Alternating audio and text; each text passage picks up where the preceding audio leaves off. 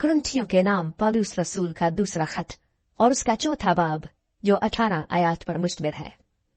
पर जब हम पर ऐसा रहम हुआ कि हमें ये खिदमत मिली तो हम हिम्मत नहीं हारते, बल्कि हमने शर्म की पोशीदा बातों को तर्क कर दिया और मकारी की चाल नहीं चलते, न खुदा के कलाम में आमेजिश करते हैं, बल्कि हक जाहिर करके खुदा के रूबरू हर एक आदमी के दिल में अपनी नेकी बिठाते हैं।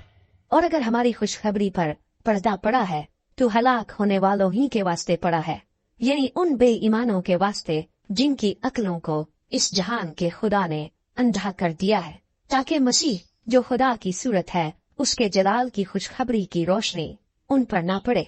क्योंकि हम अपनी नहीं बल्कि मसीह यीशु की मनादी करते हैं कि वो खुदावंद है, और अपने हक में ये कहते हैं कि यीशु की खातिर तुम्हारे गुलाम हैं। इसलिए कि खुदा ही है जिसने फरमाया कि तारीकी में से नूर चमके, और वही हमारे दिलों में चमका, ताकि खुदा के जलाल की पहचान का नूर यीशु मसीह के चेहरे से जलवागर हो।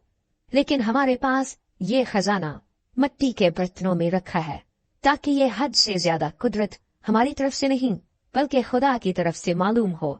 हम हर तरफ से मुसीबत तो उठाते हैं लेकिन लाचार नहीं होते, हैरान तो होते हैं मगर ना उम्मीद नहीं होते, सिताए तो जाते हैं मगर अकेले नहीं छोड़े जाते, गिराए तो जाते हैं लेकिन हलाक नहीं होते।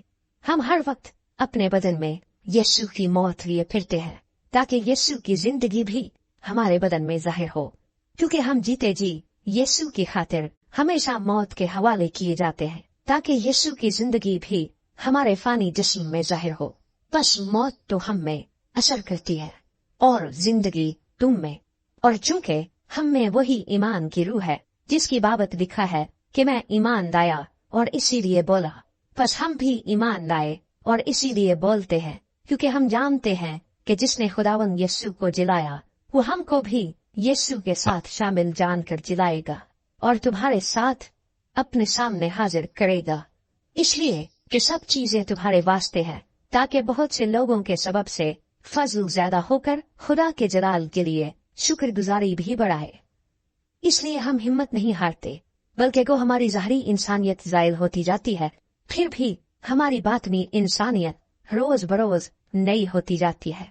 क्योंकि हमारी दम भर की हल्की सी मुसीबत हमारे लिए अजहद भारी और अबदी जलाल पैदा करती जाती है, जिस हाल में कि हम देखी हुई चीजों पर नहीं बल्कि अनदेखी चीजों पर नजर करते हैं। क्योंकि देखी हुई चीजें चंद रोजा हैं मगर अनदेखी चीजें अबदी हैं।